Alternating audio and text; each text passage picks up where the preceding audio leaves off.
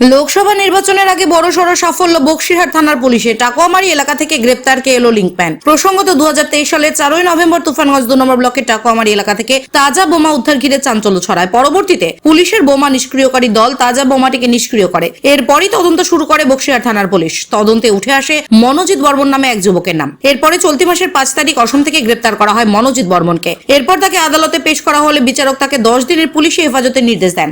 Manojit বর্মনকে police জিজ্ঞাসাবাদ করে উঠে আসে হরিশঙ্কর বর্মন নামে আর এক যুবকের নাম। গতকাল টাকুয়ামারি এলাকা থেকে হরিশঙ্কর বর্মনকে গ্রেপ্তার করা হয়। আজ তাকে আদালতে পেশ করে পুলিশ 14 দিনের পুলিশি হেফাজত চাইলে বিচারক 9 দিনের পুলিশি হেফাজতের নির্দেশ দেন। লোকসভা নির্বাচনের আগে পরপর 2 কেএলও লিঙ্কম্যান গ্রেপ্তার ঘিরে চাঞ্চল্য ছড়িয়েছে রাজনৈতিক মহলে। এটা হলো হরিশঙ্কর বর্মনকে আজকে নিয়ে এসছে এই কেএলও লিঙ্কম্যান হিসেবে। এর আগে যে মনোজিৎ বর্মনকে নিয়ে আসছিল তাকে পুলিশ পিছিয়ে নিয়েছিল 10 দিনের।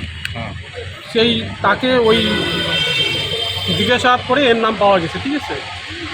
আজকে তাকে কোর্টে আদালতে প্রেরণ করেছে এবং 14 দিনের পুলিশ হেফাজতে চেয়েছে।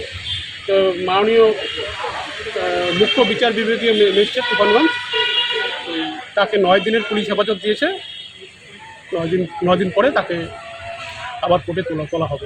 পুলিশকে কোথা থেকে অ্যারেস্ট করলো?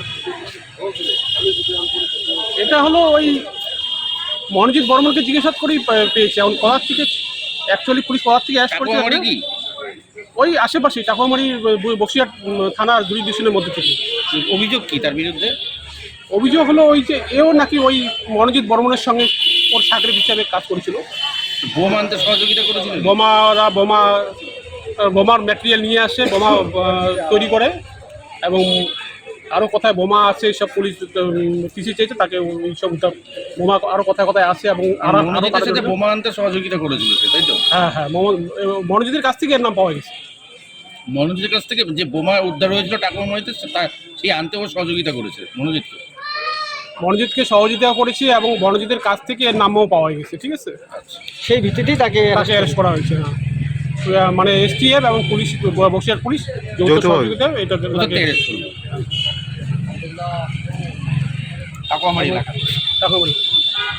নামটা বলুন। সঞ্জয় বর্মন, এবিপি তুফানগঞ্জ।